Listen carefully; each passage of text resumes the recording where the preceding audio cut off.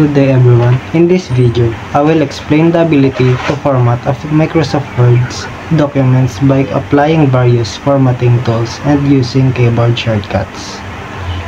So first, you need to find the Microsoft Word. So here's the Microsoft. Just wait.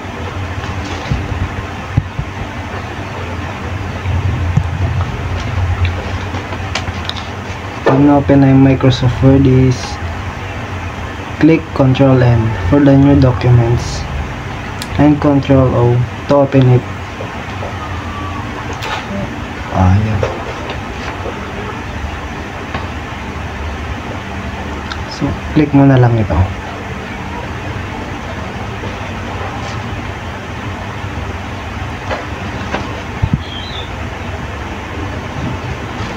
Pag na-open mo na, ganyan, type natin title.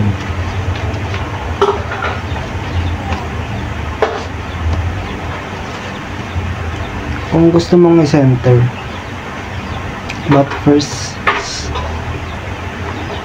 select all or Ctrl A for shortcuts. Then, Ctrl D to center the words. Naka-center na. Kung gusto mo namang i-bold, click Ctrl V. Ito. Meron dito. Pero para mas madali, Ctrl V.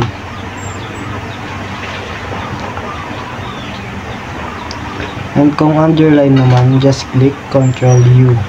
Ctrl plus U. Yan.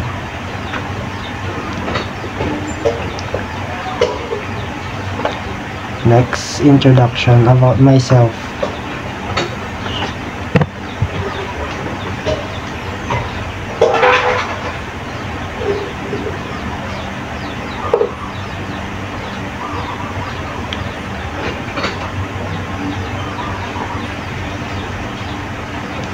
So, okay na. Select all natin kung gusto mong baguhin yung size or yung fonts. So, ito. Marami dito. Marami kang pagpipilian din yung sa size. Yan.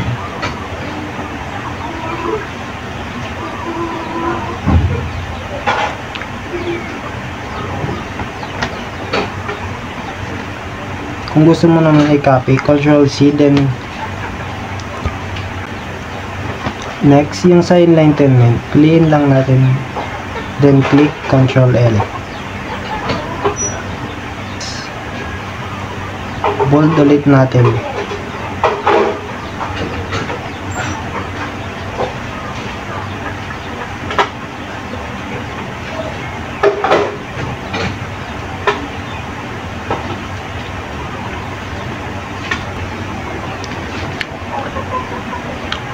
Size skills or hobbies. Gusto mong bulleted or numbering, meron dito sa taas. Ito, so built-in pinili ko. Then lagay mo na ng hobbies mo.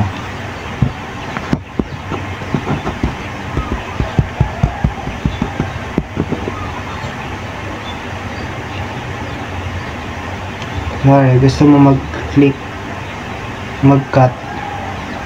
Click Ctrl V to cut the text. Or gusto mo siyang alisin. Kung gusto mo naman siya ilipat sa other documents, select all mo muna, Ctrl A.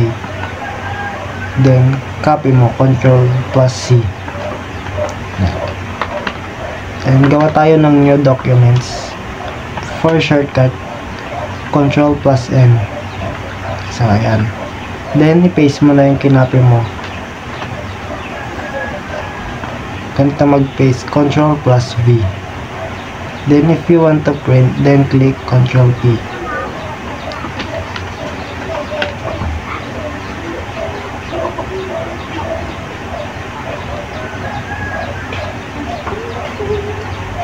So, yun lamang po. Thank you for watching guys, and sana may natutunan kayo. Thank you.